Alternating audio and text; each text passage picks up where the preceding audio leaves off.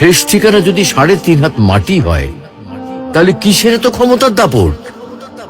ভোর 5টায় মৃত্যু, সকাল 6টায় জানিয়ে দেওয়া হবে মাইকে, 8টায় শেষ গোসল করানো হবে, 9টায় তোমাকে নতুন কাপড়ে সাজানো হবে, জোহরের নামাজের পরে তোমার আলিশান বাড়ি থেকে বের করে নিয়ে যাওয়া হবে, 2টায় তোমার জানাজার নামাজ পড়ানো হবে, 2:30টায় তোমাকে কবরে নামিয়ে ফেলা হবে।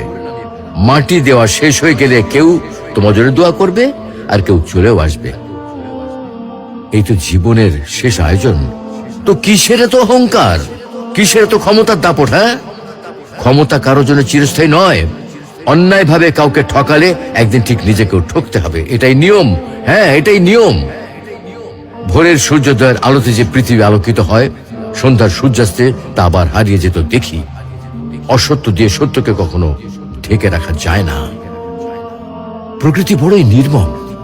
কবে, কখন, কোথায় কার উপর আঘাত হানে তা একমাত্র উপরওয়ালাই ভালো বলতে পারেন। অহংকার আর দাম্ভিকতা পতনের লক্ষণ। তাই অহংকারী না হয়ে সহনশীল হন। ক্ষণস্থায়ী এই দুনিয়ায় কেউ চিরস্থায়ী নয়। এজন্য ভুলে যেতে হবে সব রোগীর স্বপ্ন, ফিরে আসতে হবে রবের দিকে। কারণ শেষ ঠিকানা তো সেই 3.5 হাত মাটি।